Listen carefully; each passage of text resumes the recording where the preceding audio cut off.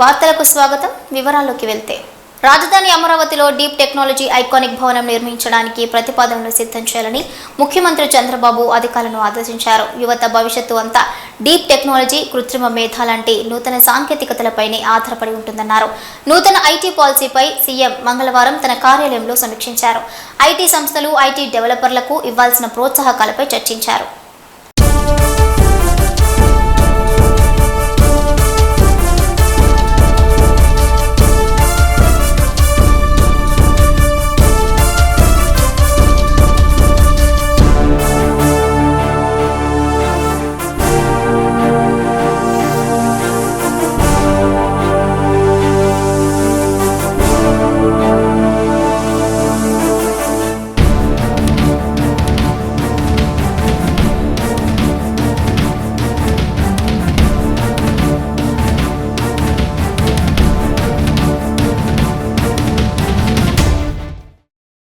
ప్రధానమంత్రి నరేంద్ర మోదీతో Andhra Pradesh deputy CM Pawan Kalyan బుధవారం న్యూఢిల్లీలో సమావేశమయ్యారు.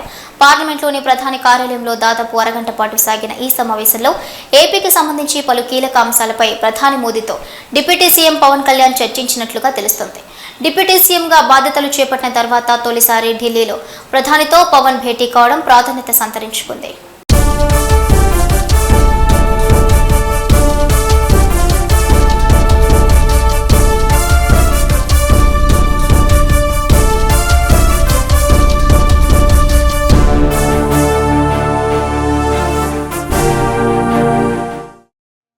మెగా డిఎస్సీ కోసం అభ్యర్థులు కళ్లలో ఒత్తులు వేసుకుని మరీ ఎదురు చూస్తున్నారు. డిఎస్సీ నోటిఫికేషన్ ఎప్పుడు వస్తుందా అని వెయిట్ చేస్తున్నారు. క్యాండిడేట్స్ కు ఆంధ్రప్రదేశ్ ప్రభుత్వం కీలక అప్డేట్ ఇచ్చింది. ఈ రోజు మెగా డిఎస్సీకి సంబంధించిన సిలబస్ నోటిఫికేషన్ ఇస్తామని ప్రకటించింది. ఉద్యోగం కోసం చదివేందుకు మరింత సమయం దొరికిందని అభ్యర్థులు తెగ సంబరపడుతున్నారు.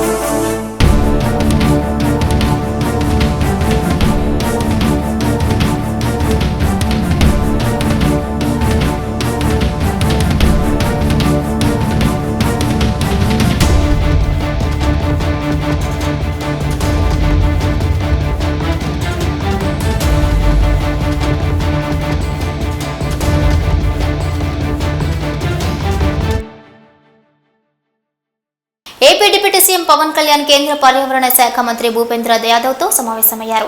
ఈ సమావేశంలో రాష్ట్రానికి సంబంధించిన పలు ప్రాజెక్టులకు పర్యావరణ అనుమతుల విషయంపై చర్చించారు. ఈ కార్యక్రమంలో పవన్ కళ్యాణ్తో పాటు జనసేన ఎంపీలు వల్లభనేని బాలశౌరి, తంగెళ్ల ఉదయ్, శ్రీనివాస్ పాల్గొన్నారు.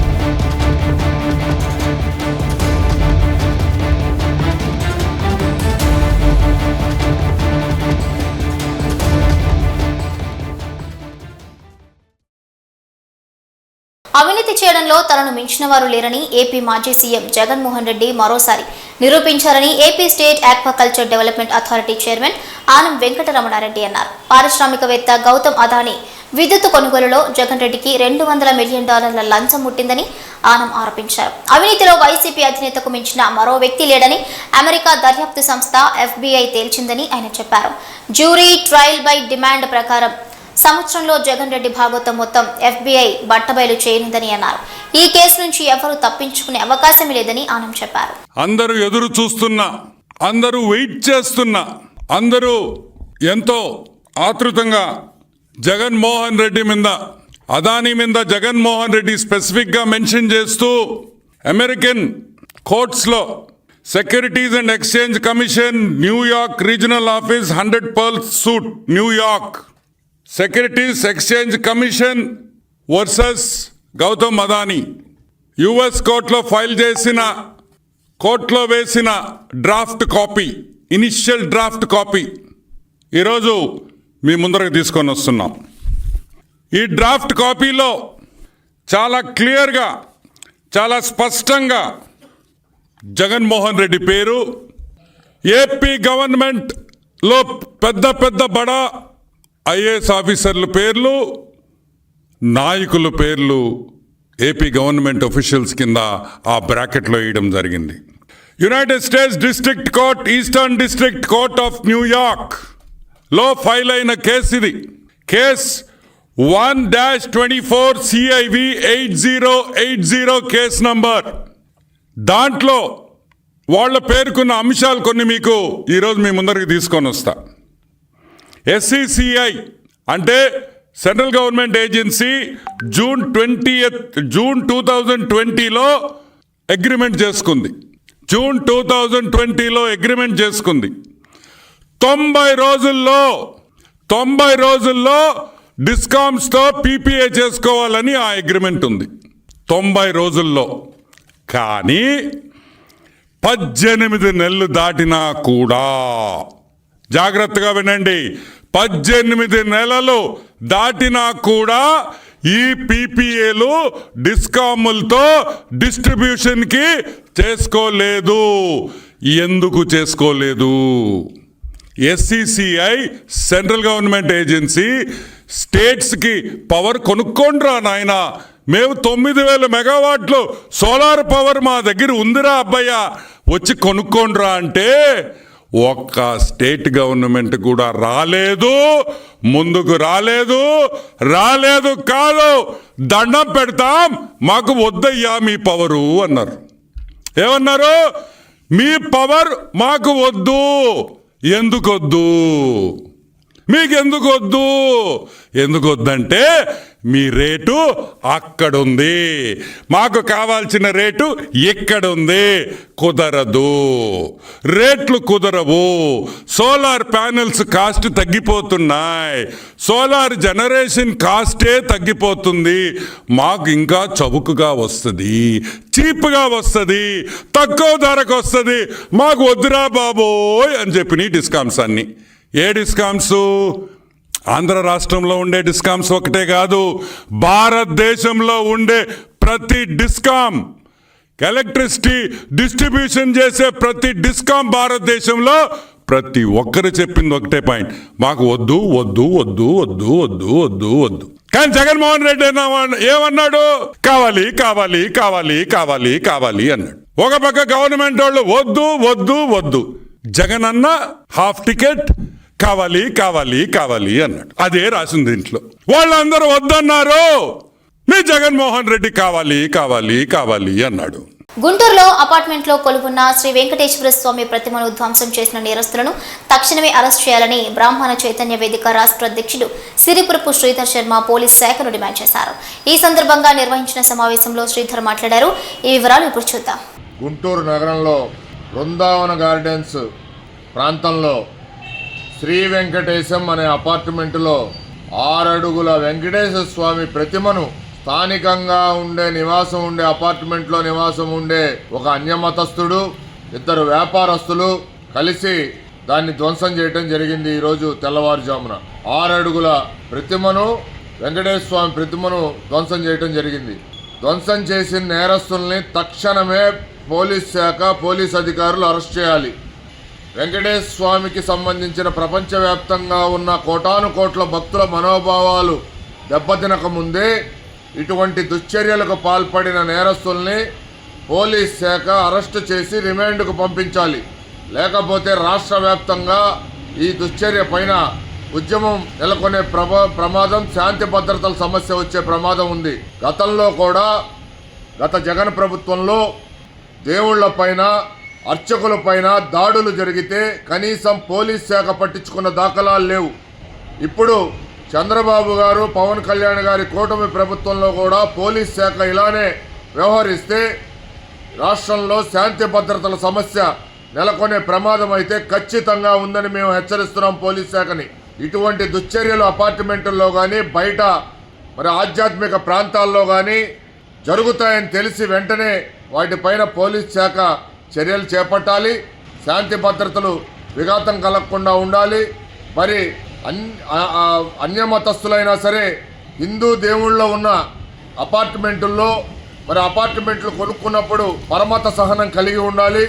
లేకపోతే అపార్ట్మెంట్లో కానీ ఆ ప్రాంతాల్లో కానీ ఇళ్ళు, ఫ్లాట్లు కొనుక్కోకుండా తమ మతస్థులు ఎక్కడైతే అధికంగా ఉన్నారో ఆ ప్రాంతాల్లో నివాసం ఉంటే అసలు ఇట్లాంటి వివాదాలు జరగవు. మరి సనాతన ధర్మంలో పరమత సహనానికి ప్రధాన భూమిక ఉంది. దాన్ని సనాతన ధర్మం ప్రకారం హిందూ మతస్థులు అధికంగా పాటిస్తూ ఉంటారు. అట్లానే మిగిలిన ఉన్న అన్య మతస్థులు ఎవరైనా సరే ఆ పరమత సహనం కలిగి ఉండాలని చెప్పి బ్రాహ్మణ చైతన్య వేదిక కోరుకుంటుంది. ఇప్పటికైనా సరే తక్షణమే ఈ దుశ్చర్యకు పాల్పడిన నేరస్తులు ఎవరైనా సరే వెంటనే చట్ట ప్రకారం చర్యలు తీసుకోవాలని పోలీస్ అధికారుల్ని, పోలీస్ శాఖని బ్రాహ్మణ చైతన్య వేదిక విజ్ఞప్తి చేస్తుంది. విద్యార్థులు చదువుతో పాటు క్రీడల్లో రాణించాలని రాష్ట్ర రవాణా యువజన క్రీడా శాఖ మంత్రి మండిపల్లి రాంప్రసాద్ రెడ్డి అన్నారు. అన్నమయ్య జిల్లా వీరబల్లి మండలం ఉప్పరపల్లె హైస్కూల్లో కబడ్డీ పోటీల్లో జాతీయ స్థాయికి ఎంపికై మధ్యప్రదేశ్లో కబడ్డీ పోటీల్లో ప్రతిభ కనబర్చిన 9వ తరగతి విద్యార్థిని రెడ్డి కావ్యశ్రీ అభినందన సభకు మంత్రి రాంప్రసాద్ రెడ్డి ముఖ్య అతిథిగా హాజరయ్యారు. మంత్రి రాక సందర్భంగా విద్యార్థులు, ఉపాధ్యాయులు, గ్రామస్తులు పెద్ద ఎత్తున ఘన స్వాగతం పలికారు. అక్కడ ఏర్పాటు చేసిన సభలో కబడ్డీ పోటీల్లో జాతీయ స్థాయిలో ప్రతిభ కనబర్చిన క్రీడాకారిణి రెడ్డి కావ్యశ్రీని అభినందించి సీల్డును అందించారు.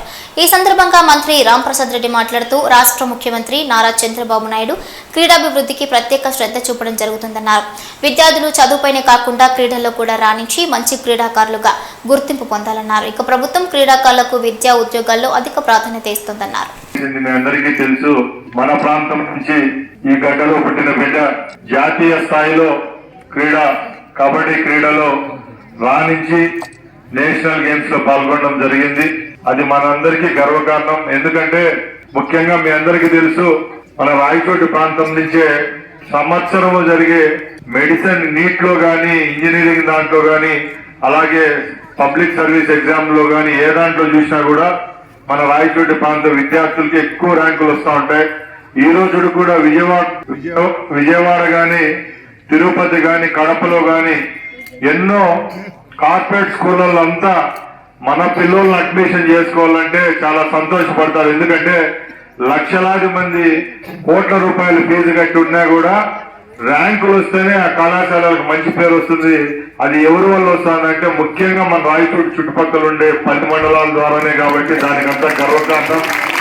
ఆ కోవలనే ఇప్పుడు చదువులనే కాకుండా క్రీడలపై మక్కువతో క్రీడాలోకాన్ని ఆశ పెట్టుకొని ఈరోజు ఇలాంటి కార్యక్రమాల్లో నేషనల్ అయితే జిల్లా స్థాయి క్రీడల్లో పాల్గొని మన ప్రాంతానికి గర్వకారం చేసిన ఇలాంటి చిన్నారులు కూడా రాష్ట్ర ప్రభుత్వం తరఫున రాబోయే కాలంలో మంచి అవకాశాలు ఇచ్చేదానికి ప్రభుత్వం తరఫున ప్రోత్సాహం ఇస్తామని తెలియజేసుకుంటున్నా.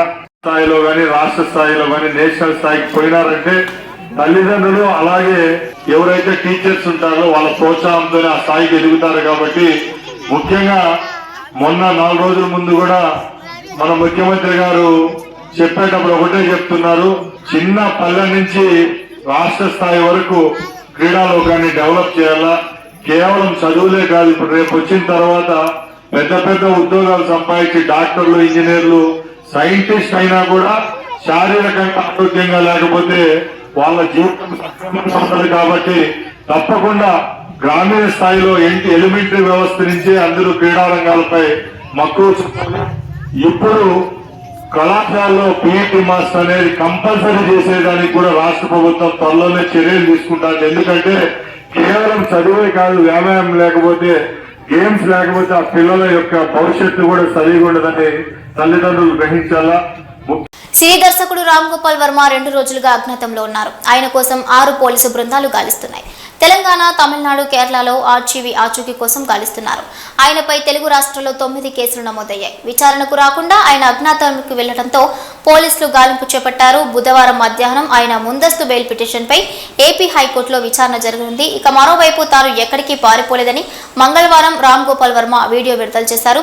ఎన్నికలకు ముందు వ్యూహం సినిమా ప్రమోషన్ సమయంలో నాటి ప్రతిపక్ష నేత చంద్రబాబు, ఆయన కుటుంబ సభ్యులతో పాటు జనసేన అధినేత పవన్ కళ్యాణ్ వ్యక్తిత్వాలను కించపరిచేలా వర్మ ఎక్స్ లో పోస్టులు పెట్టారంటూ ప్రకాశం జిల్లా మద్దిపాడు స్టేషన్లో కేసు నమోదైంది. Extremely sorry to disappoint. అంటే నేను ఉనికిపోతున్నాను, మంచం కింద నేడుస్తున్నాను అని అందరూ వాటెవర్ ద మీడియా స్పెక్యులేటింగ్, వాళ్ళందరికీ చిన్న డిసప్పాయింట్మెంట్ ఉండొచ్చు వీడియో. ఇక్కడ పాయింట్ ఏంటంటే, I just want explain the whole concept. ఇప్పుడు నేను ఆల్మోస్ట్ ఒక 1 year బ్యాక్ ఏదో ట్వీట్స్ పెట్టాను అనే ఎలిగేషన్. ఆ ట్వీట్స్ ఎవరో మనోభావాలు దెబ్బతిన్నాయి. ఇక్కడ విచిత్రం ఏంటంటే 1 year బ్యాక్ పెట్టిన ట్వీట్స్ 4 డిఫరెంట్ ప్లేసెస్లో, 4 డిఫరెంట్ జ్యూరిస్డిక్షన్స్లో 4కి ఒకే 3-4 రోజుల వ్యవధిలో వాళ్ళ మనోభావాలు దెబ్బతిన్నాయి. వాళ్ళు ఆ పరంగా కంప్లైంట్ ఇవ్వడం, కేసులు పెట్టడం జరిగింది. ఇక్కడ పాయింట్ 1, ఎవరి మీద అయితే నేను పెట్టానని వాళ్ళు చెప్తున్నారో వాళ్ళకి లేదు, ఎవరో థర్డ్ పార్టీ, అసలు సంబంధం లేనివాడు. సో ఆ కాంటెక్స్ట్ లో అసలు ఈ కేసు ఎలాగా, ఈ సెక్షన్స్ ఎలా వర్తిస్తాయి అనేది అప్పుడు ఆబ్వియస్ గా నాకు వచ్చే అనుమానం కానీ, నాకు కానీ, నా మనుషులు కానీ, ఇది ఒక పర్సిక్యూషన్ చేయడానికి ఒక పద్ధతి ప్రకారం ఉన్న ఎలవబుల్ లాస్ ని వాడుతున్నారా, లేకపోతే ఇప్పుడు వరల్డ్ ఓవర్ ఒక ఫినామినా ఏం జరుగుతుందంటే, పొలిటికల్ పార్టీస్ వాళ్ళు they are weaponising the systems of the police. అది అమెరికాలో జరుగుతుంది, యూరోప్ లో జరుగుతుంది, ఇక్కడ కూడా జరుగుతుంది. అప్పుడు నేను ఏ ఒక్క వ్యక్తిని, ఒక పోలీస్ ఆఫీసర్ని కానీ, ఒక పొలిటికల్ పర్సన్ కానీ నేను బ్లేమ్ చేయట్లా. I think it happens in certain ఒక ఏమంటారు దాన్ని, ఒక వే. అది అందరూ కూడా ఎంతో కొంత అది చేయటానికి టెంప్టేషన్ ఉండొచ్చు. But eventually there is the law of the land which will take the final call. So అది that I completely agree, believe in that and I abide by that as a citizen. So ఇప్పుడు ఇక్కడ జరిగింది ఏంటి, నాకు ఒక notice వచ్చింది, నేను ఒక రిప్లై ఇచ్చాను, ఫలానా తారీఖు నేను వస్తాను.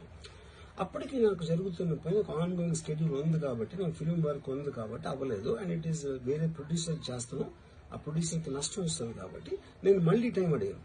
ఇదేంటి కేసు, ఇదేం అర్జెంట్ కేసు అంటే 1 year తర్వాత ట్వీట్ చూసిన అతనికి 1 week లో అన్ని అయిపోవాలనేది ఏమన్నా మీనింగ్ ఉంటుంది అసలు దానికి? So which basically means it is being done for purposes other than the urgency of the case. ఇది అర్జెన్సీ ఆఫ్ ద కేసు అంటే మీరు మర్డర్లు గేడర్లు ఇన్ని జరిగి సంవత్సరాలు తీసుకుని ఎర్రచందనం అమ్మకాలు, ఎగుమతుల ప్రక్రియను సింగిల్ విండో విధానానికి మార్చాలని, దీని ద్వారా అంతర్జాతీయ స్థాయిలో నిర్వహించే ఈ వేలంలో మెరుగైన ఫలితాలు వస్తాయని ఉప ముఖ్యమంత్రి పవన్ కళ్యాణ్ కేంద్ర అటవీ పర్యావరణ శాఖ మంత్రి భూపేంద్ర యాదవ్కి తెలిపారు. ఈ సందర్భంగా ఎర్రచందనం రక్షణ, స్మగ్లింగ్ నిరోధం, దుంగల అమ్మకం విషయంలో అనుసరిస్తున్న విధానాల మీద కేంద్ర మంత్రితో చర్చించారు. కేంద్ర మంత్రి దృష్టికి ఈ విషయాలు తీసుకొచ్చారు. బొటానికల్ సర్వే ఆఫ్ ఇండియా ఇటీవల ప్రతిపాదించిన ప్రకారం ఎర్రచందనం అమ్మకం, ఎగుమతి చేసే విషయంలో సింగిల్ విండో విధానం ఉంటే మేలు జరుగుతుందన్నారు.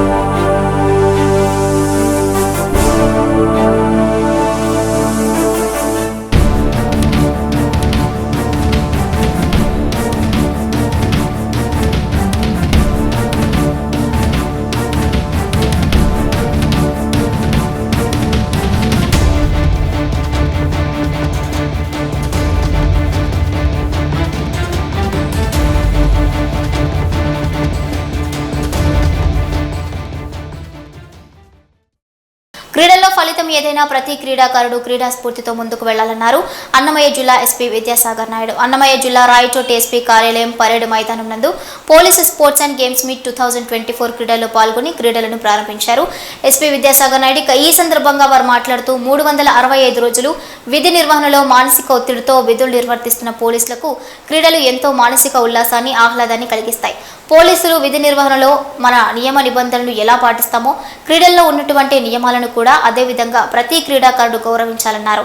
క్రీడల్లో సమిష్టి సమయస్ఫూర్తి క్రమశిక్షణతోనే విజయాలు వర్తిస్తాయన్నారు. అలాంటి స్ఫూర్తి పోలీసు విధి నిర్వహణలో పాటించేందుకు దోహదపడాలన్నారు. క్రీడల్లో పాల్గొని ప్రతి ఒక్కరూ సోదర భావంతో ఆడుతూ క్రీడా స్ఫూర్తిని చాటాలన్నారు. క్రీడలు క్రీడాకారుని యొక్క శక్తి సామర్థ్యాలను మరో స్థాయికి తీసుకువెళ్లేలా ఉండాలని వారు ఆకాంక్షించారు.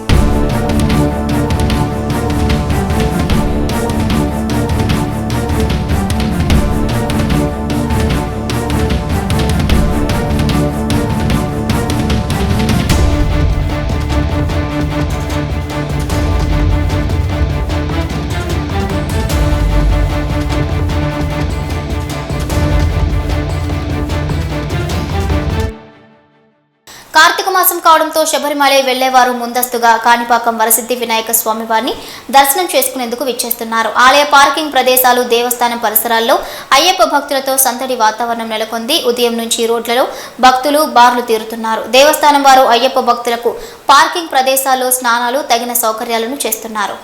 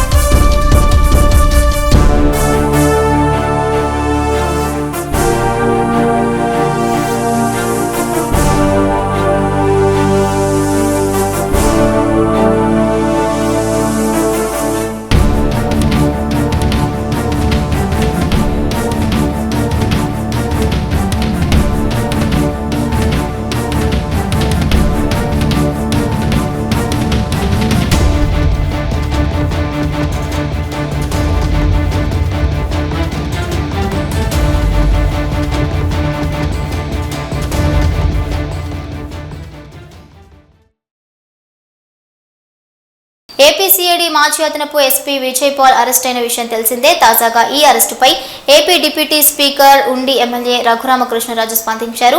విజయ్ పాల్ అరెస్టును స్వాగతించిన ఆర్ఆర్ఆర్ కస్టడీలో తనను హింసించిన వారంతా జైలుకు వెళ్లడం ఖాయమని తెలిపారు.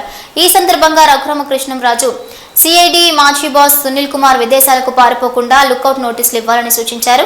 కాగా ఆర్ఆర్ఆర్ను కస్టడీలో వేధించిన కేసులో మంగళవారం విజయపాల్ను పోలీసులు అదుపులోకి తీసుకున్నారు. నిన్న రాత్రి నుంచి ఆయన ఒంగోలు తాలూకా పిఎస్లోనే ఉన్నారు. ఆయన్ను గుంటూరు తరలించనున్నారు. నగరపాలెం పోలీస్ స్టేషన్కు తరలించి గుంటూరు కోర్టులో హాజరుపరిచేందుకు పోలీసులు ఏర్పాట్లు చేస్తున్నారు. మరోవైపు విజయపాల్ బెయిల్ పిటిషన్ను ఇటీవల సుప్రీంకోర్టు కొట్టివేసిన విషయం తెలిసిందే. అన్ని రకాలుగా చూసుకునేవాడు. మరి తర్వాత ఇప్పుడు సునీల్ కుమార్ నాకు అందిన సమాచారం వివరాలు కూడా సేకరించగలను. మరి ఆయన దుబాయ్లో అమెరికాలో కూడా 2-3 నెలలకు వెళ్ళి గోల్ఫ్ ఆడుకుంటూ అక్కడ కూడా ఏదో వ్యాపారాలు చేస్తున్నారు అని కూడా అన్నారు. సరే, ఈ ఏసీబీ వాళ్ళు ఏం చేస్తారో లేకపోతే సిబిఐ వాళ్ళు ఏం చేస్తారో, అతని ఆస్తుల మీద విచారణ చేస్తారా చేయరా అనేది పక్కన పెడితే, ఇందులో మటుకు ఇక్కడ అతను చేసిన ఈ దారుణ కాండకి శిక్ష అనుభవించక తప్పదు. మొన్న ఎవరో తెలంగాణలో ఒక ఆఫీసర్ ఇలాగే అమెరికా వెళ్ళిపోయి ఏదో గ్రీన్ కార్డు తీసుకుని వెనక్కి రావట్లా. సో అలాగే ప్రభాకర్, సో అలాగే ఇతను కూడా వెళ్ళిపోయి పారిపోయే ప్రమాదం ఉంది. కాబట్టి మై డిమాండ్ త్రూ మీడియా అతనికి లుక్అవుట్ నోటీస్ ఇవ్వాలి.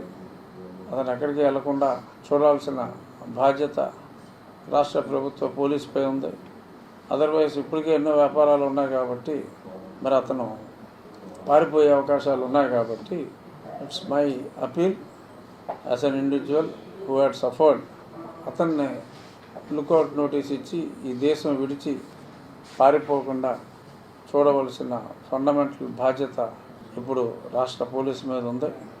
ఎన్నో దందాలు ఆ రూముకు కూడా నన్ను చిత్రహింసలు పెట్టాక ఆ రూముకు కూడా RRR రూమ్ అని చెప్పి పేరు పెట్టి మరి ఆ తర్వాత అందరినో డబ్బుల కోసం దందాలు చేస్తూ దొంగ కేసులు పెట్టి ఆ రూమ్కే తీసుకెళ్ళి ఇదేరా RRR రూము, ఇక్కడే ఎంపీ అయినా సరే బదులు దొబ్బాం మీరెంతరా అని చెప్పి ఎంతోమందిని ఆ గదిలో ఇదే బ్యాచ్, ఇదంతా ఒక ర్యాకెట్. ఇది సునీల్ కుమార్, విజయపాల్, ఇదంతా ర్యాకెట్, ఎక్స్టార్షన్ ర్యాకెట్ ఇది.